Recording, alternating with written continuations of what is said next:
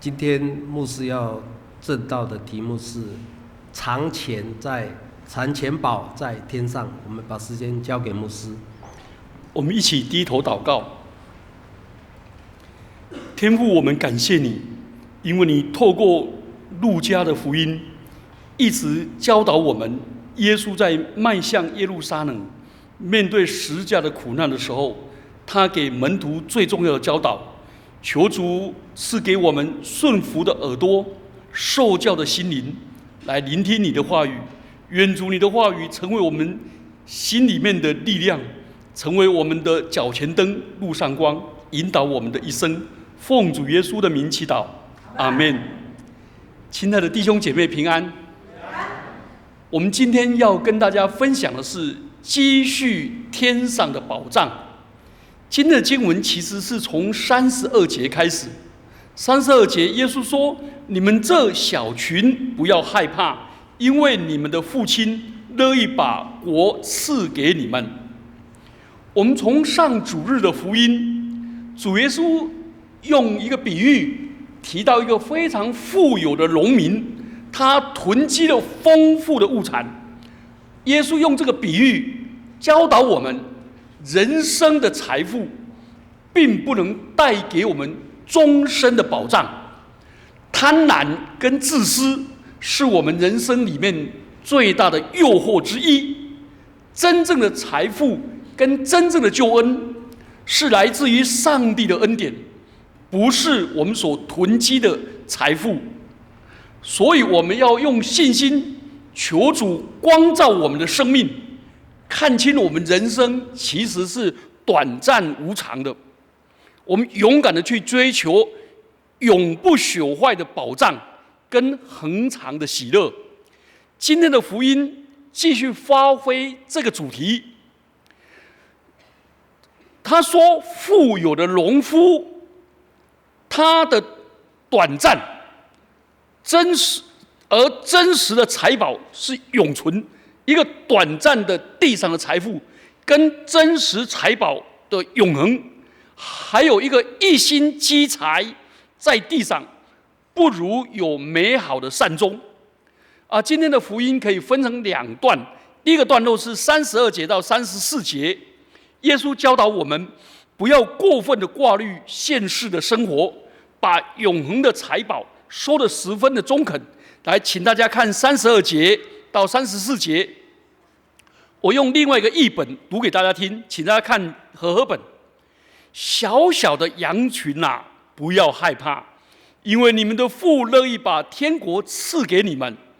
变卖你们的财产，施舍给人吧，为自己预备永不破烂的钱包，即是天上取之不尽的宝藏。那里没有盗劫左近，也没有蛀虫咬坏，因为你们的宝藏在哪里，你们的心也在哪里。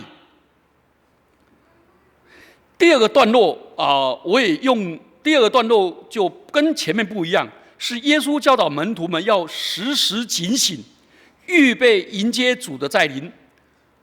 那我来用另外一个译本读给大家听。你们要束上腰带，灯也要点着，像仆人等待主人从婚宴回来，等他来一敲门，便立刻给他开门。主人回来看见那些警醒着的仆人，他们真是有福了。我实在告诉你们，主人会穿上围裙，请仆人坐在餐桌旁，亲自伺候他们吃饭。主人或在半夜，或在黎明时来到，看见警醒着的仆人们，他们真是有福了。你们要明白，一家之主若知道盗劫几时来，他一定警醒，绝不让自己的房屋被挖掘个洞。你们也要准备好，因为人子来临的时候，你们是料想不到的。好，这段经文我们来讲一下那个背景。路加在写这段福音的时候，耶稣的复活已经经过了100多年。那时候基督徒一直殷切着等待他的再临，但左等右等，经过了50多年以后，竟然虚无缥缈，依然不见踪影。所以有些人就灰心意冷，意兴阑珊。就当时人而言，那个耶稣的再临根本就是虚无缥缈，毫不切实际。他们想到当时的社会普遍穷困，90%的人愁衣愁食，得过且过，怎么敢高瞻远瞩呢？计划将来呢？人穷志短，急于糊口，只顾着活在当下，觉得目前才是实在的。而那些权贵跟那些富宰，他们因循国节，因循所就，护卫着传统，缅怀过去，他们不重将来。所以路加就把耶稣当时赴耶路撒冷的教导特别提出来提醒。那这个今天的福音书里面有4个比喻，他叫我们如何勾画我们如何在生活中来等待主的再临。他用的4个比喻，一个是天上的宝藏，一个是等候主人赴婚宴回来的仆人，另外一个是家主如何防备夜间的盗贼，还有一个是忠信跟不忠信的管家。他来告诉我们基督徒，我们这一些人在生活在等待中的人，我们应当有怎么样的态度。所以对那些不在意将来的当代人，耶稣强调人子必要再临，告诫人不可以掉以轻心。他的这一番话有4个转折中间呢是用彼得的问话来做问说，到底主耶稣啊，你的教导是为着我们使徒这12个人呢，还是为所有的群众全教会的人呢？那耶稣基督今天的讲解我们来看，所以我们下半部我们来看耶稣基督的这个经文的分析。首先我们来看32节到34节，这里的主题是不要害怕，我们要慷慨大方的把我们的积蓄存在天上的财富。耶稣其实在安慰那些忧心害怕的门徒，称他们说，你们这小群，其实意思就是你们这小小的羊群不要害怕。这词反映初代的教会，尤其初代的传道人。基督徒真的是一小撮人，面临艰难、奋斗跟暗淡的生活。整个罗马帝国这么强盛，整个拜皇帝成为当时最流行的，而基督徒被认为是离经叛道，而且是叛国节。所以他们觉得说，我们怎么面对这么伟大的帝国？耶稣说，不要害怕，你们这小小的羊群，上帝已经决定，而且上帝乐意把他的天国赐给你们，所以你们一生要等待领受这个恩赐。那等待领受这个恩赐最好的方法，就是摆脱世上的财富的忧虑，好好的得到天父为我们保障在天上的财富。所以这段经文的关键是保障，我们的和本翻作财富，其实意思保障。耶稣最后用格言式的说法说，你们的保障在哪里，你们的心也在哪里。真的，你的保障在房地产，你的心就在房地产，同意吗？你的保障如果在股票，那你的血压大概跟股票的指数成反比，对不对？哇，整天这边跟着高高低低的。如果你的保障在买 CD， 我有个朋友，他的 CD， 他跟我讲说，我的 CD 不多，只有3万多片。我说那够了吗？还不够。我说还要多少？他说大概还要1万片。他的心整个都在 CD， 因为他喜欢音乐。有人的钱都在买书，他的心就在书上。所以耶稣把这个格言说，你们的心其实就是要放在天国真实的保障上面。这段经文针对上个礼拜那个财迷心窍的人下的处方。路加里面提到，人的钱财越多，他越患得患失，害怕虫害，害怕劫脱，害怕人算计，害怕诸多的挂虑，忧心忡忡，哪有闲情去顾及正义跟济贫呢？有一个弟兄他跟我讲说，他的老板他的老板的财富不多啊，大概只有200-300亿。可是他老板整天苦得不得了，出去的时候跟他出去，他是当他老板的那个秘书。他说出去的时候都开8辆车，前面有 Jaga， 然后 BMW， 然后再过来是 Benz， 然后后面有一个破破的喜美，就是他做的。前面都是保镖在做。然后他喜欢吃那个蚵仔米线啊，就去的时候呢，整桶都给他买回来，回到家里，然后出来开始，然后等盛一碗这边吃，剩下一个人孤单，没有亲戚，没有朋友，他觉得所有人都要算计他，所有人都要害他，活得很辛苦。所以这里告诉我们，叫我们要变卖所有来施舍，才能够拥有真正不朽的财富，并且在天上备下永取之不绝的宝藏。这段经文等一下我们来谈如何应用，不然都好像这样叫我们每一个人都变成共产主义，对不对？好，接着呢，耶稣基督教我们如何应用这个真理，在34节、33、34呼召我们做最美好的理财投资。他说：“变卖你一切所有的，周济穷人，好叫别人蒙福。”这才是真正稳妥的投资。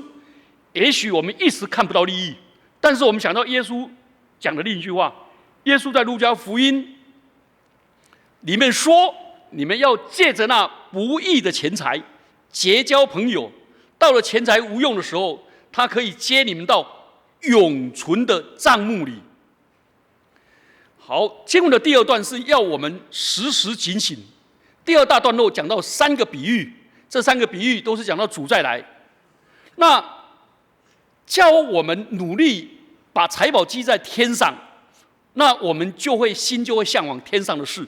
然后第二段经文就从焦虑转移到警醒，从焦虑转移到警醒。耶稣透过3个比喻，这3个比喻是从3个角度来看，都跟我们指明天上的宝藏其实就是耶稣。我们济贫坐在最弱势的人身上，将来主耶稣就会对我们说：“我赤身裸体，你给我衣服穿。”结果你说：“主啊，你荣耀的主，你怎么可能赤身裸体呢？”他说：“我渴了，你给我喝；我肚子饿了，你给我吃；我在监狱里，你来看我。”我们说：“怎么可能？你这么尊荣，坐在宝座上。”耶稣说：“你坐在最弱势的人身上，就是坐在我的身上。”所以很明显，耶稣告诉我们，我们的投资帮助穷人，帮助困苦的人，帮助那些最弱势的人，其实我们就坐在主耶稣的身上。所以天上的宝藏其实就是耶稣。所以用象征的语言教我们跟耶稣建立更深的关系。建立更深的关系，其实就是去关怀那最弱势的人。我们在信心中善尽自己的职责，并要时时的警醒，主耶稣随时要来要我跟他交账。所以路加认为我们在末世了，那个日期我们无法预测，但是我们不可以置之度外，不把它当作一回事，好像这个是永不会发生一样。主耶稣讲的比喻的重点是放在主人跟仆人的关系，所以他就用以等待主人婚宴回来的仆人跟夜间的节不忠心的管家来象征，来提到。好，我们来看第一个主人赴宴回来的比喻。这个比喻是告诉我们要成为一个忠仆，时时警醒。耶稣讲的比喻里面，其实是指导行动的训诲，劝勉我们将训诲的结论付诸实行，而且去效法里面的正面的人物，然后呢，从负面人物得到警戒。好，借着第一个主人赴婚宴回来的比喻，耶稣要我们知道，这个主人不是别人，就是主耶稣自己，好特殊啊！他说：“我们要警醒，像那仆人一样，留心等候主耶稣的再来。他一回来了，主耶稣如果再来回来了，要做什么？要做什么？好特殊啊！他说，他如果一回来，我们这个人一警醒，他是主，我们是仆人，他就会主仆异位，他变成仆人来服侍我们。怎么可能这样子？这是主耶稣教的。好，我们来看圣经几段经文有没有同样这样教？有。来，我们来看路加福音22章，耶稣对门徒说：“是谁为大呢？是坐席的为大，还是服侍人为大？不是坐席的为大吗？然而我在你们中间，如同服侍人的。”真的，主耶稣在门徒的中间，如同服侍人的。那这段经文也让我们想起什么？想起主耶稣给门徒洗脚，约翰福音13章的那一幕，又想起马太福音24章、25章我讲的那个坐在最弱势的人身上，就是坐在主耶稣的身上。所以今生被人看为最笨的，就做那些最弱势的，那些精神心理有各样障碍的人，那这些没有办法回报你啊。尤其做那个临终关怀的，你关怀了没多久他就死掉了，对不对？又没有办法捐钱，也没有办法什么。但是主耶稣基督告诉我们，坐在这些身上，就坐在他的身上。好，那我们来看耶稣在其他圣经里面这样说。来，启示录3章20节，我们都很熟悉。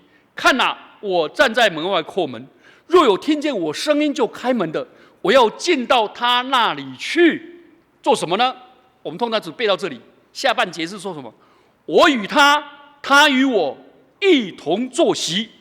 换句话说，到天上的时候，其实是主耶稣在跟我们叩门。我们这一些人一开门的时候，主耶稣说他要请客，要跟我们一同坐席。圣经中婚宴是天国的图像。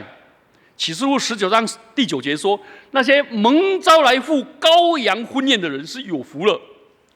所以这个婚宴其实呢，也象征着我们今天在地上我们的圣餐礼拜。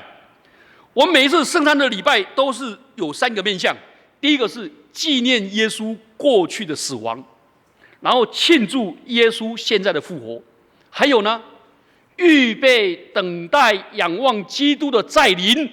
那个再临的时候，耶稣基督要给我们，请我们一起在天国的婚宴。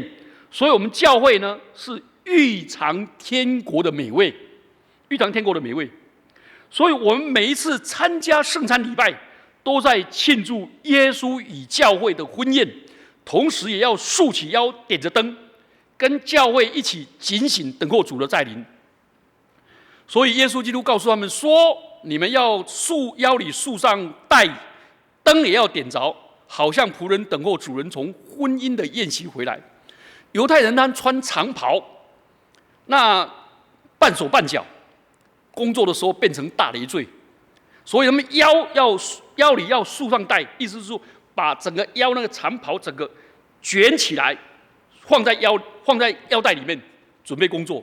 那灯要点着呢？当时的油灯很像我们现在的那个酱油的碟子，上面盛满了油，上面有一根那个棉的蕊，灯蕊。那灯蕊呢，常常会熄掉，所以要剪，然后油要常常加，以免熄灭。这表示要修剪跟添油，表示要常常的警醒。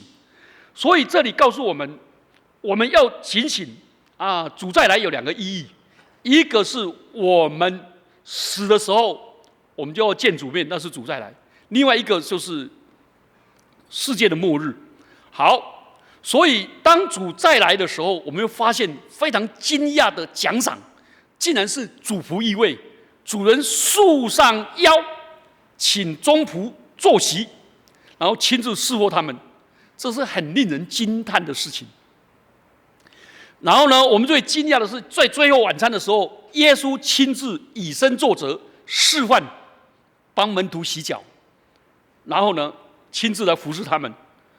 所以警醒的仆人被称为2次说有福了，那2次是强调的，可见时时刻刻的准备跟忠贞的服侍主是一体的2面，是分不开的。那这里讲到那一日会延迟是什么？就是说有时候我们的生命做拖延，那是什么意思？主人或在2更天，或在3更天。那我们的和合本翻成这样子，我们看不懂。就是主人或在半夜回来，或者天亮才回来。这是38节。初代的教会其实他们都领悟到了，他们所期待的末世不会立刻实现。既然没有人知道那日子，也没有人知道那时辰，那怎么办呢？那就是我们随时准备好，我们的人生应当有使命感，随时准备向主交账。因为我们的人生到死才交账嘛，所以我们都喜欢延迟嘛。如果每一年都要交账，那会计账那我们就对不对？现在改为半年账，现在不是，现在是1Q，就是1季就要交账。有位弟兄他说他每个月的业绩3000万，我说哇，那你很棒，你这个月做了2亿，那你可以安安稳稳的享受多少了？2亿可以做6个月，不用上班了。他说牧师没有，3个月就归零了。我3个月就归零了呢，3个月归零。我说真的那么严重啊？他说我连续2季没有达到，我就 fire。所以他说他一直活在那个绷紧的状态下，别就完了。那我们呢，随时会见主面，我们要有使命感，把未完成的事真的结案，不要让我们的生命总在百般无奈中无聊的度过。我们很多重要的事情从未动手，有些事情呢，我们轰轰烈烈的开始，却草草收场，最后呢销声匿迹。有些事情搁置下来，根本不想尝试。创办东吴大学的林乐之博士，我非常的佩服他。他72岁那一年生日那一年的那一天，他把身体洗好澡，衣服都洗好，穿着最新的衣服，把全家招聚过来，把他员工招聚过来，晚上要睡觉以前招聚过来做什么？唱诗歌，赞美神。赞美完了以后说：“你们回去睡觉。”结果大家都睡觉。为什么半夜晚上早睡觉？隔天早上起来，他已经走了。他走的时候，发现他把那个《万国公报》多编了6期，然后印刷厂的那个印刷费先给人家了，所有邮费都先给了，工人的薪水6个月薪水全部都先预发了。然后呢，最后他所有要回的信都全部回光了，然后他就很安息的这样走了。他的人生真的很特殊，难怪有一个宣教士写他说，他这个人的一生没有一根软骨，他同时兼3个工作。真的，这个林乐之是我们那个卫理公会的一个教区长。好，第2方面39节到40节告诉我们，我们人他说我们要像家庭的主人，因为盗贼随时会来。这个比喻他说我们要像家主一样，不容我们的房屋那个盗贼入侵。那这个盗贼这是主耶稣的特殊的用语。他说他来的时候像盗贼一样，表示那个时辰、那个日子没有人能够拿捏。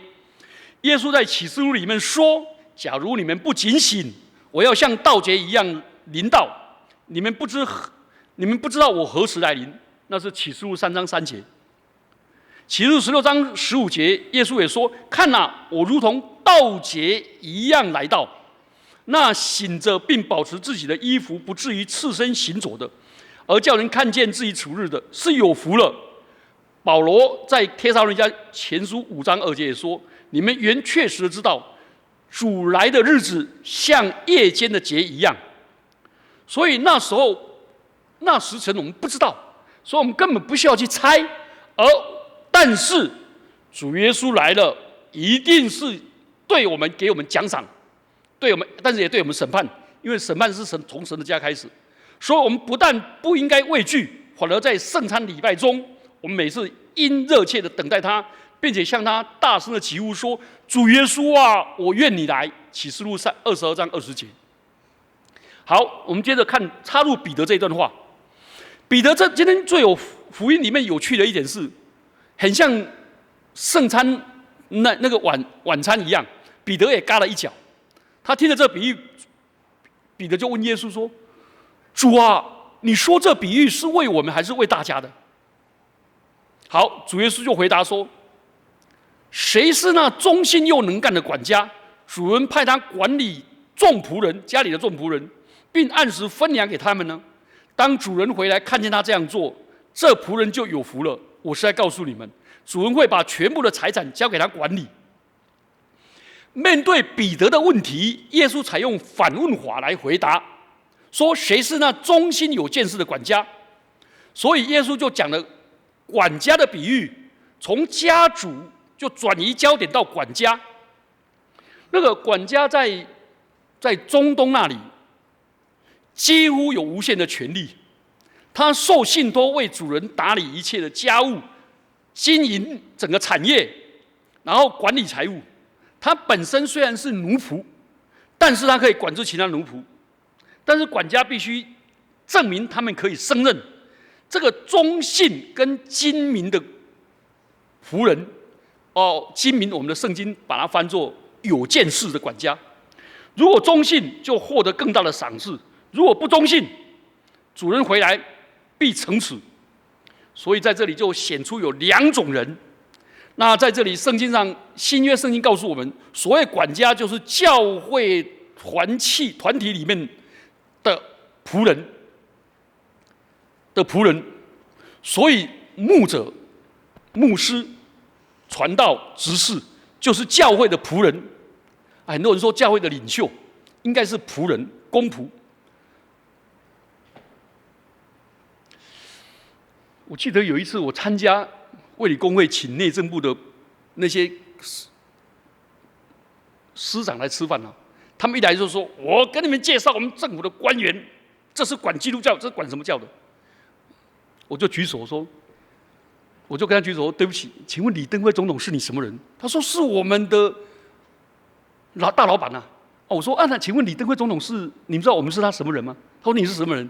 我说：“我们是他老板啊，因为李总统说我人民是老板啊。”我说：“请你告诉我们，你是公仆，好不好？”他说：“是，我介绍我们内政部的公仆。”我说：“我要你管吗？我们纳税，你是要为我们服务的。”哦，对，这是服务基督教的。你们的官僚獠气太重。真的，我们教会也不要有官僚獠气，我们应该是服侍者，成为大众的仆人。所以那个民政司的司长就问我们会督说：“那个是谁？”他说：“那个陈启庸牧师在哪里牧会？高雄荣光堂。”亲爱的弟兄姐妹们，请注意，新约里面保罗说：“因为做监督的既是上帝的管家，就应该无可指责。”提多书1章7节，主的回答其实告诉我们，他的回答是可伸可缩的。对管家而言，我们当然那个彼得那些人当然是主耶稣的管家，但这个门是开放的，如果任何人愿意，都可以进入主的国度，做主的仆人。问题是，你是忠心有见识的吗？所以我们在这里要扪心自问：我基本上真的是管家，我的生命神交托给我，我赚钱的机会神交托给我，我现在的职场的智慧的地位是上帝交给我，就好像主耶稣当年，末底改当年对以斯帖说：“焉知你得了现今的位分，不是为今日的位分，不是为现今的时刻吗？”所以这个管家有两种，一种是精明能干的，这种人是管理家里的众仆人，并且按时分粮。那这里很显然的粮食是宣讲圣道跟施行圣礼，所以要按时分发，不可拖延，不可偷懒。那管理众仆人呢，其实是牧者是成全信徒，各尽其职，建立基督的身体。所以我们教会的执事呢，应该是跟牧者大家共同来成全我们的教会，让我们的教会每一个人都成为一个忠心的仆人，有见识的仆人。换句话说，现在这个名词我们不太熟，叫做经理人啦。我们每一个人都是上帝给我们的经理人，我们的寿命的经理人，家庭的经理人，职场的经理人，各种恩赐、才干，还有我们的财务的经理人。所以我们要成为一个忠心有见识的经理人。所以当主再来的时候，我们如果忠心又有见识，我们就好喜乐，因为我们知道我们所有的苦都变成喜乐。好，那个邪恶的管家就不一样了，邪恶的管家就趁着主人迟迟未归的时候，做大自己，坚守自盗，大吃大喝，霸凌其他的仆婢，无恶不作。他自以为过着不负责任的生活，自以为是，但是他想不到的日子，不知道的时辰，主人突然归来，让他措手不及。所以他说，这个人必被斩除。46节，这个斩除的原本的意思是分割为二，因为这个人双面人，上拍下压，管粮盗粮。结果上帝说：“你既然那个主人说，你既然这么精明于做大自己，跟霸凌人，就把他腰斩。”所以今天讲完这个以后，耶稣就用47节、48节做比喻，做结论。他说：“多给谁，就向谁多要；多托付谁，就向谁要求更多。”我们每一个人都要从中想，上帝有2个双重的判准给我们每一个人。所以问题是，我如果领受的产业更多，我的责任更大；我如果领受的恩典更多，我就更大。所以这个叫做负责任的领受恩典。我领受的爱更多，我就以爱还爱，来爱更多的人。我领受的恩典更多，我就对别人恩待人。所以如果我们有较多的聪明才智能力，做出更多的贡献是理所当然的。所以知识、权力、财物都给我们带来更多的责任。所以我们的责任越多，我们的不负责任，我们的罪就越大。这个，所以我们来反省。我们最后我们来做结论，怎么反省？第一个，我们基督徒要有开放自由的心灵。今天的经文，耶稣教导我们不要害怕，我们要信赖上帝，把精力花在服务他人的事上。这是路加福音第一段的段落。不要让担忧来冲出我们的生命。真的，自由的心灵意味着不受焦虑、不受烦恼的捆绑，不受事实价值的捆绑，而自由大方的去对待人。而且我们蒙召要活出更高尚的价值，就是把天国的价值观做我们生活的准则，让上帝丰富的恩典跟照顾进入我们的家庭。所以我们领受神的照顾，使我们能够去照顾人；我们领受神的财富，我们更多的去帮助别人。所以主耶稣说，主耶稣在这一段其实用3个象征。他说：“你们这小群，用羊群跟牧人的象征。然后说你们的父，用父亲跟家人的象征。然后呢，乐意把国赐给你们，用君王跟国度的象征。”耶稣用这3个，我们有3重身份。我们要慷慨大方，我们要乐善好施的原因是什么？因为上帝是我们的牧者，我们必不致缺乏，我们施比受更有福。上帝是我们的父亲，他连续我们。上帝是我们的国君，我们的君王，他为我们保证。所以上帝是牧者，是慈父，是大能的君王。所以我们怎么样就把这样的尊荣活出来？施予的才有尊荣，一直向人取的没有尊荣。好，第2方面，这里教导我们不要贪婪，要活出慷慨大方。这里讲到保障，他说我们的态度决定要把保障放在这城市，还是放在天上。我们今生所拥有的，真的只是暂时的、寄居的。当我们被卖界所有大方的捐助的时候，这个观念在我们的文化很难被认同。我看全世界最慷慨的大概是犹太人。比尔盖茨把他的那么多的产业捐出来，而且比尔盖茨每年跟他一起吃饭的人，他把这些吃饭的人所捐的钱，每年都捐给哪里？卫理公会一个杜克大学，他每年固定捐2000万美金。那巴菲特是答应他这一生要裸捐。你们知道巴菲特他提出裸捐，他把400亿美金拨到比尔盖茨的基金会以后，他以身作则，他就跑到大陆去访问了1亿美金以上的大陆的富翁，一共访问了300个。你知道吗？鼓励他们裸捐，请问他们捐出多少？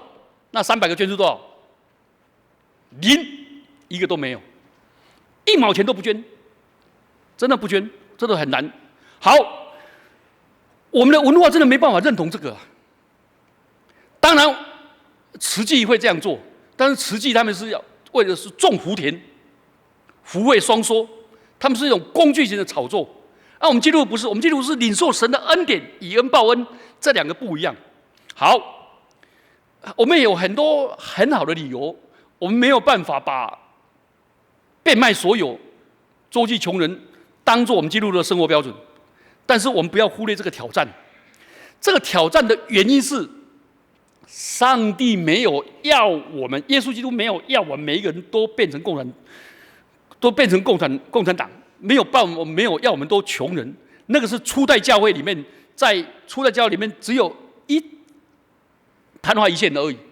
这里其实告诉我们说，这个挑战告诉我们说，我们其实拥有许多非必要的财物跟物品，所以我们却眼睁睁看别人在那挨饿无家可归。我们要变卖多余的，捐助人，彻底活出天国的价值观。这段经文其实是把我们放在更大的脉络，这是天父世界，上帝所创造的，所以上帝所造的所有的人，尤其最弱势者，都是我们的弟兄姐妹。照顾这些人身上，就是坐在主耶稣的身上。主耶稣天父大能的眷顾，他的手就是我们的手，就是他的手；我们的钱财就是他的钱财，要我们去帮助。所以这句话，耶稣告诉我们，是鼓励人积聚天上的财富，预设我们每一个人都可以得到。换句话说，人当使用合法拥有的财富的时候，不应该把自己的财富当作只惠及自己，而没有惠及他人。所以这是一个连带责任的观念，或者生命共同体的观念，属于大家的。可是属于大家并没有抹杀那个私有权。剩下没有抹杀私有权。如果都抹杀私有权，那就10诫里面就不需要有第8诫、第10诫了，对不对？就都没有了嘛。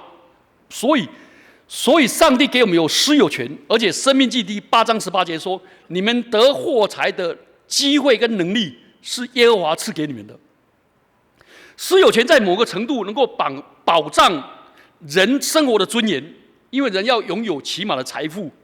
安定自己跟家人的衣食住行，对不对？私有权也可以帮助我们，保障我们有行善的自由。如果我们都没有钱了，怎么行善？对不对？没钱没修行，没家不用名。有没有听过这句话？富有的私有权使我们有行善的自由，我们有本分而且自主的去行善，但是不可被外力强制行善。外力强制行善都很惨。那个南海海啸的时候，台湾捐出了，那时候我们在大陆开会，捐出了30多亿。你知道，我们刚好在大陆中文大学开会，他们我说你们中国大陆捐多少？他们苦笑，他们说我们捐了100万人民币。我就很惊讶说谁捐的？他说政府捐的，人民呢？没有。然后他们很坦白的学者跟我们讲说，我们吃大锅饭惯了，我们习惯跟政府抓，跟所有人抓，他们不习惯给。他说他们很羡慕我们台湾有什么扶轮社，那轮子倒了还可以帮他扶起来。我说不是啊，还有狮子会，还有什么什么，还有什么慈济，还有基督徒什么，你们很多自由的团体，很自由的去行善，很自由去帮助人。他说我们没有这种自由角色。他说很羡慕我们。好，所以私有权是固然由正义的途径获得或者收受，但并不废除真正的产业是来自上帝，是来自这个大地，这原始的事实。所以耶稣要我们去大方的使用我们的财产，保留给客人，不是客家人，这款待客人，还有病人、穷人应该有的一部分，照着上帝看顾众生的原则去做管理人，用爱来编织我们的生命史。这个，然后最后第3点叫我们做忠心的管家，就是做我们生命的负责任。真的，我们要活出等待主耶稣再来的时候，我们要交账。在还没有交账以前，我们都在等待。在这里告诉我们一个更深的真理：人生的本分是等待。我们所有工作里面最苦的是等待了，对不对？等待我们的儿女好好的愿意自发性的读书啊，等待孩子回来，然后怀孕人等待生下来啊，生下来又等待他长大，对不对？我们也一直都活在等待。好，人忘记了这个本分，在主耶稣突然来临的时候，就会措手不及。主耶稣交代我们，用顺服的态度，活出我们的生活跟品格应该一致，才能跟上帝交账。所以，我们这个人应当把我们的生命里面投注在见证福音，而不要把无关紧要的事，或者疲倦，或者延迟分心。我们应该把认为我们要向主交账列为第一优先。第一优先啊，在这里呢，耶稣基督用那个反面的话教我们，他说第一优先，我们要跟众人和睦相处，不要带着与别人交恶的怨恨离开人世。所以我们不要含怒到日落，以弗所书4章26节。因为我们不知道我们哪一天要交账，我们哪一天是我们最后一次日落。愚笨的管家就林内霸凌别人，尤其霸凌他的那个一起的同事。他又犯了2个错误。第一个，主人不在的时候，我要为所欲为。他忘了交账的日子随时而到。所以，我们基督徒不应该把我们的生命分成属灵属世啊。所有地方都有上帝的同在，所有地方都是圣地。所以我们随时都在上帝的监察之下，上帝与我们同在是虚与不离的，所以我们的生命不要去做不应当有的切割。第二个，当主人回来的时候，那个人说：“我有大量的时间可以把事情搞好。”其实台语说“空主公唔敢收隔夜帖”，听懂台语吗？孔子不敢收隔夜帖啊，意思说今日事今日毕，不要再拖延了。所有美好的机会都是为那些预备好的人。路加就在这样教导我们，尤其特别教导教会的仆人，尤其牧者，随时准备好要交账。所以我来这边的时候，我很感谢荣光堂接纳我，剩下2年半了，我是recycle的，资源回收的。那我一直在惦念说，我只剩下2年半呢，2年半以后就被那连回收都不要了，就一定要离开。所以我希望怎么样来成全圣徒，大家一起，因为天父乐意把天国赐给我们，所以无论在如何的境遇下，都要活出神给我们的呼召，成为天国的成员。我们的生活难免艰困啊，但是我们可以活在喜乐中，在赞美声中心系天上的事，等候主的再临。我们一起低头祷告。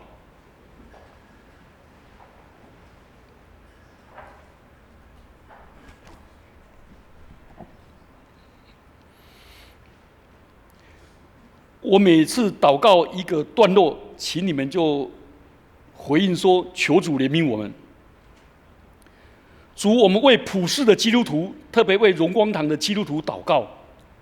天父，你乐意把天国赐给我们，求主恩赐我们每一位基督徒，常常警醒，把握短暂的人生，忠信的服侍主，得到永远的赏赐。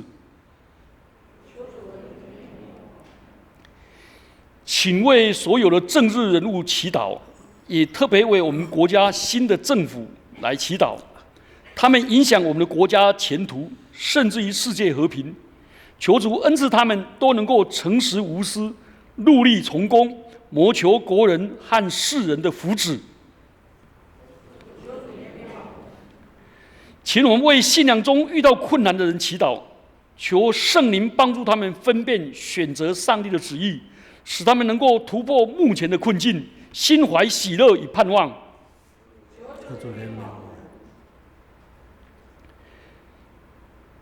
求主帮助我们今天在座的每一位弟兄姐妹，都能够时时警醒，聆听上帝的话语，并且能够奉行主的旨意，能够认知那临在我们生活当中那个平凡的弱势者，就是主耶稣。请我们为我们的居住的地球祷告。台湾的天然灾害并非唯一的警讯，全球各地气温失调、气候的反常，求主唤醒我们，不要过着奢华宴乐、堕落，停止浪费。请为我们的地球的保育生态付出来代祷。求主怜悯我们。今天是日本广岛原子爆炸的纪念日，奥巴马总统亲自到日本。我们求主帮助全世界的和平，不再有核子的战争。求主怜悯我们，我们一起开口，用求主怜悯我们，奉基督耶稣的名祈祷，阿门。谢谢牧师的分享。